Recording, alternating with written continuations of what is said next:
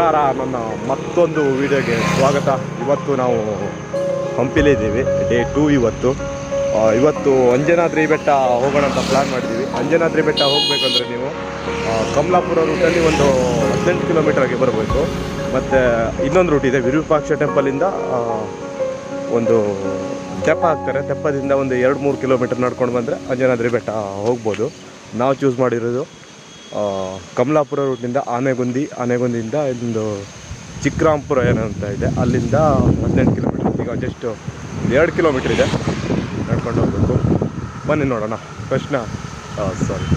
ಆಂಜನೇಯ ಹುಟ್ಟಿದ ಆಂಜನೇಯನ ಜನ್ಮಸ್ಥಳ ನಿಮಗೆ ತೋರಿಸ್ತೀನಿ ಇವತ್ತು. ಓಕೆ, ವಿಡಿಯೋನ ಕಂಟಿನ್ಯೂ ಆಗಿ ನೋಡ್ತಾ ಇರಿ. ಬನ್ನಿ.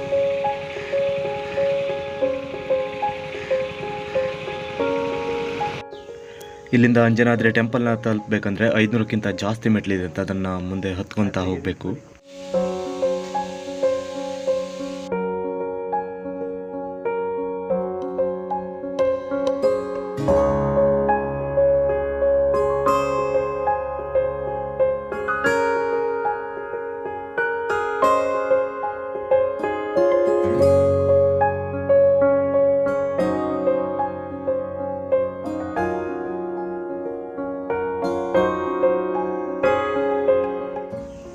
ಮುಂದೆ ಹೋಗ್ತಾ ಮೆಟಲ್ ಸೈಜ್ ಕೂಡ ಚಿಕ್ಕದಾಗ್ತಾ ಹೋಗುತ್ತೆ, ಮತ್ತು ದಾರಿ ಕೂಡ ತುಂಬ ಕಿರಿದಾಗ್ತಾ ಹೋಗುತ್ತೆ. ಸ್ವಲ್ಪ ಹುಷಾರಾಗಿ ಸಾಗಬೇಕು. ಇಲ್ಲಿ ನೋಡಿ ದಾರಿ ಹೇಗಿದೆ ಅಂತ, ಕಲ್ಲು ಬಂಡೆಗಳ ಮಧ್ಯೆ. ಇಲ್ಲಿ ನೋಡಿ, ಇಲ್ಲಿ ಬರೆದಿದ್ದಾರೆ 575 ಮೆಟ್ಲನ್ನು ಹತ್ಕೊಂಡು ಬಂದ ಕೂಡಲೇ ನಿಮಗೆ ಎದುರಿಗೆ ಕಾಣಿಸೋದೆ ಈ ಅಂಜನಾದ್ರಿ ಟೆಂಪಲ್. ಇದು ಇಲ್ಲಿ ಮೇಲ್ಗಡೆ ಬಂದು ಒಂದ್ಸರಿ ಸರೌಂಡಿಂಗಲ್ಲಿ ವ್ಯೂನ ನೋಡಿದ್ರೆ ಕಳೆದೋಗ್ಬಿಡ್ತೀರಾ, ಅಷ್ಟು ಚೆನ್ನಾಗಿದೆ ವ್ಯೂ ಮಾತ್ರ. ಮೇಲಿಂದ ಸಖತ್ತಾಗಿ ಕಾಣಿಸುತ್ತೆ.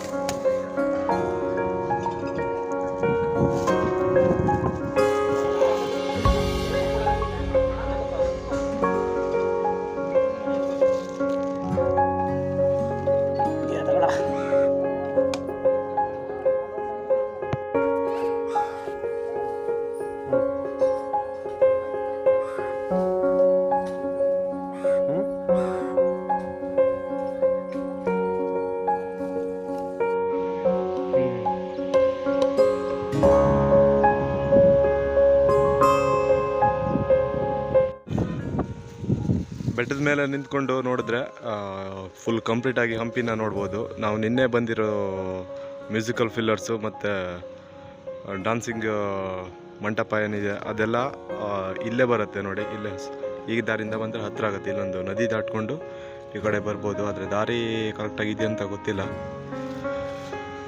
ಓಕೆ, ಕಂಪ್ಲೀಟಾಗಿ ಹಂಪಿನ ಮೇಲಿಂದನೇ ನೋಡ್ಬೋದು.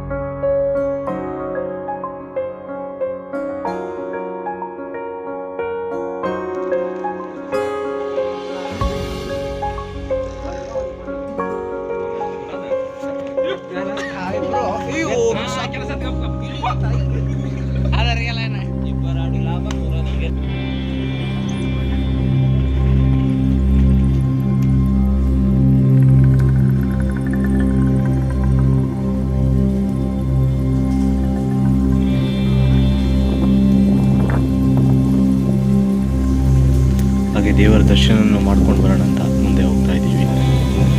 ಚಿಕ್ಕದಾಗಿರೋ ದಾರಿ ಮಧ್ಯೆ ದೇವರ ದರ್ಶನಕ್ಕೆ ಹೋಗಬೇಕು. ಪಕ್ಕದಲ್ಲಿ ನೋಡಿ ಹೇಗಿದೆ ಅಂತ.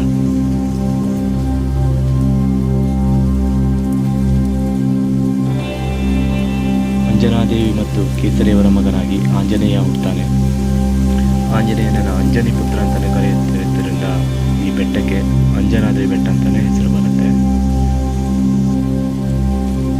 ದೇವಸ್ಥಾನದ ಗರ್ಭಗುಡಿಯಲ್ಲಿ ಬೃಹತ್ ಆಂಜನೇಯ ಮೂರ್ತಿಯ ಜೊತೆಗೆ ಪಕ್ಕದಲ್ಲಿ ರಾಮಲಕ್ಷ್ಮಣ ಸೀತೆಯರ ಮೂರ್ತಿಯೂ ಕೂಡ ಇದೆ. ಹಾಗೆ ಇಲ್ಲಿ ರಾಮಸೇತುವೆ ನಿರ್ಮಾಣ ಕಾರ್ಯದಲ್ಲಿ ತೊಡಗಿದಾಗ ನೀವೇನು ನೋಡಿರ್ತೀರ, ನೀರಿನ ಮೇಲೆ ತೇಲ್ತಾ ಇರುವ ಕಲ್ಲುಗಳನ್ನು, ನೀರಿನ ಮೇಲೆ ತೇಲ್ತಾ ಇರುವ ಆ ಕಲ್ಲನ್ನು ನೀವು ಕೂಡ ನೋಡ್ಬೋದು ಒಳಗಡೆ.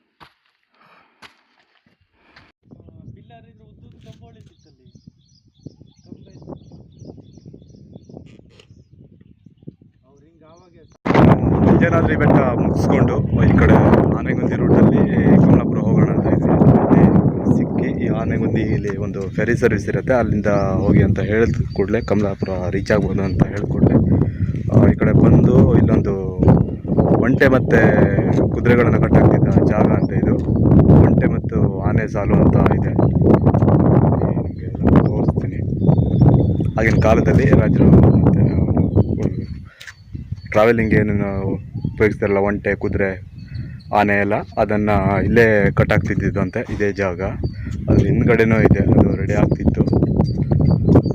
ಓಕೆ, ಇಲ್ಲಿದ್ದೀವಿ ಈಗ, ನೋಡ್ಬೋದು ಹೀಗಿದೆ ಪ್ಲೇಸು. ಇಲ್ಲೊಂದು ವಾಚ್ ಟವರ್ ಕೂಡ ಇದೆ, ಫುಲ್ಲು ಆ ಕಡೆ ಎಲ್ಲ ನೋಡೋದು. ಅಲ್ಲೊಂದು ಟೆಂಪಲ್ ಇದೆ, ದುರ್ಗಾ ಟೆಂಪಲ್ ಅಂತ ಇದು.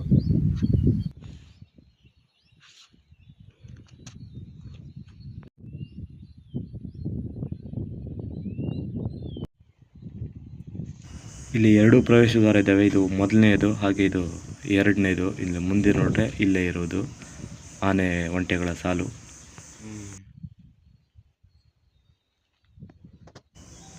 ಶ್ರೀಕೃಷ್ಣ ದೇವರಾಯರ ಕಾಲದಲ್ಲಿ ಸರಕು ಸಾಗಾಟಕ್ಕೆ ಮತ್ತು ಸಂಚಾರಕ್ಕೆ ಬಳಸಲಾಗ್ತಿದ್ದ ಒಂಟೆ ಆನೆಗಳನ್ನು ಕಟ್ಟಾಕಲಿಕ್ಕೆ ಬಳಸಿದ್ದ ಜಾಗಗಳು ಇವು. ಎಷ್ಟು ಚೆನ್ನಾಗಿ ಮಾಡ್ಕೊಂಡಿದ್ರು ಆಗಿನ ಕಾಲದಲ್ಲಿ ಅಂತ ನೀವಿಲ್ಲಿ ನೋಡಬಹುದು.